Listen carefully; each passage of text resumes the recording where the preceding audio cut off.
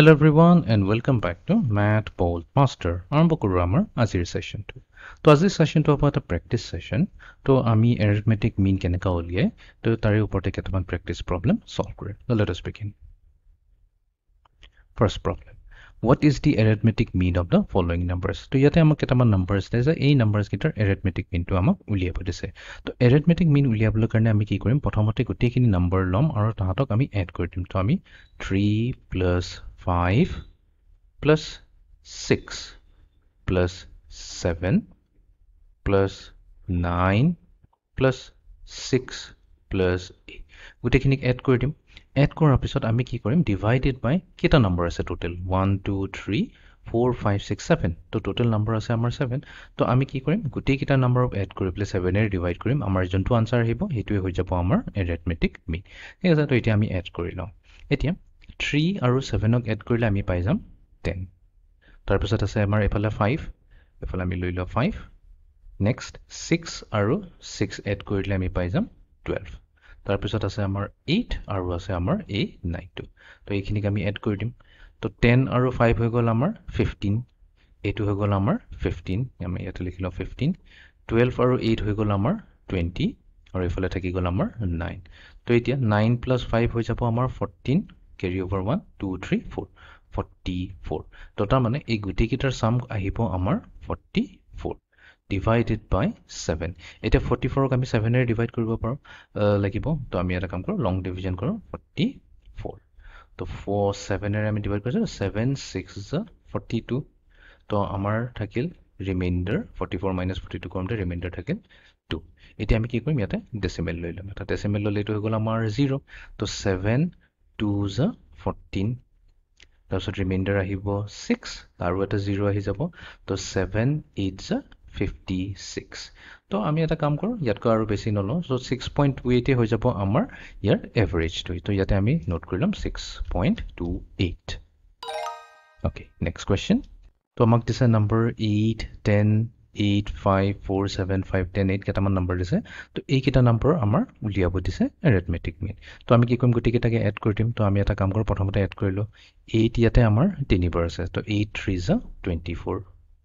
Next আমাৰ আছে 10 আছে 2বাৰ। তো 10 plus 10 হৈ যাব 20। 5 আছে 2টা, তো 2টা 5 এড হৈ গ'লে 10 হৈ গ'ল। তো তাৰমানে আমি পাই যাম 30। ঠিক আছে, নেক্সট আমাৰ থাকিল এতিয়া 7 আৰু 4 থাকিল। তো 7 plus 4 হৈ গ'ল আমাৰ 11। তো গোটেইখিনি আমাৰ হৈ গ'ল 8 8 8 10 আমি কৰিলোঁ, তাৰপিছত আমি 5ও কৰিলোঁ, 4 আৰু 7 4 plus 7 হৈ গ'ল আমাৰ 11। অ'কে, এতিয়া এড কৰিলোঁ 4 plus 1 হৈ গ'ল আমাৰ এইফালে 5 আৰু এইফালে গ'ল 3 4 5 6 65।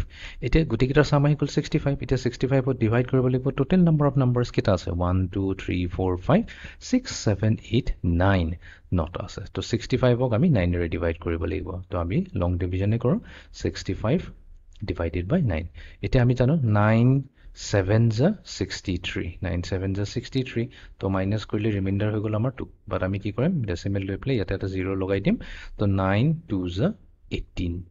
আকৌ মাইনাছ কৰিলে 2 আহিব। তাৰমানে এইটো কি হ'ব? 7.222 এনেকুৱাকৈ গৈ থাকিব। তো ইয়াৰ এভাৰেজ আহিব আমাৰ 7.22। Okay, next question. 10 6 4 4 6 4 1 এইকেইটাৰ উলিয়াব দিছে এৰিথমেটিক মিন। চ' এতিয়া আমাৰ তাত আছে 10। আমি এটা কাম কৰোঁ, লিখিলোঁ এবাৰ 10 plus 6 plus 4 plus 4 plus 6 plus 4 plus 1 whole divided বাই কেইটা আছে? 1 2 3 4 5 6 7। তো ডিভাইডেড বাই 7 তো ইকুৱেলছ টু। তো এতিয়া 6 plus 4 হৈ গ'ল আমাৰ 10। তাৰপিছত এই 6 plus 4 হৈ গ'ল আমাৰ 10। তো এইটো হৈ গ'ল 10, এইটো হৈ গ'ল 10। চ' 10 20 30 34 35। চ' 35 ডিভাইডেড বাই 10। এবাৰ এইটো ইজিলি আমি ডিভাইড কৰিব পাৰিম 7 5 35। তো তাৰমানে আমাৰ এই নাম্বাৰকেইটাৰ এভাৰেজ আহিব 5। Okay, last question. তো এইবাৰ আমি এড কৰি দিওঁ 8 plus 1 plus 2 plus 6 plus 1 plus 4 whole divided বাই কেইটা আছে? 1 2 3 4 5 6 ইকুৱেলছ টু। চ' 8 plus 1 হৈ গ'ল আমাৰ 9, 9 plus 2 হৈ গ'ল আমাৰ 11, 11 plus 6 হৈ গ'ল আমাৰ 17, 17 plus 1 হৈ গ'ল আমাৰ 18, 18 আৰু 4 এড কৰিলে আমি পাই যাম 22। divided by 6.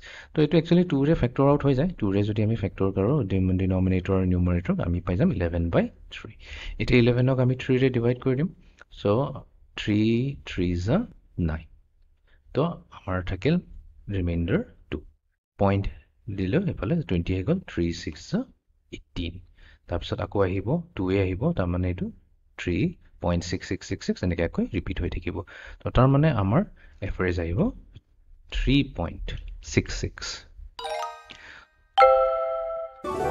তো এইটোৱে আছিলে আমাৰ আজিৰ প্ৰেক্টিছ ছেশ্যনটো য'ত আমি এৰিথমেটিক মিন কেনেকৈ ওলাই তাকে আমি তাৰে ওপৰতে কেইটামান প্ৰেক্টিছ প্ৰব্লেম কৰি পেলাই আমাৰ কনচেপ্টটো ক্লিয়াৰ কৰিলোঁ so' see in the next session thank U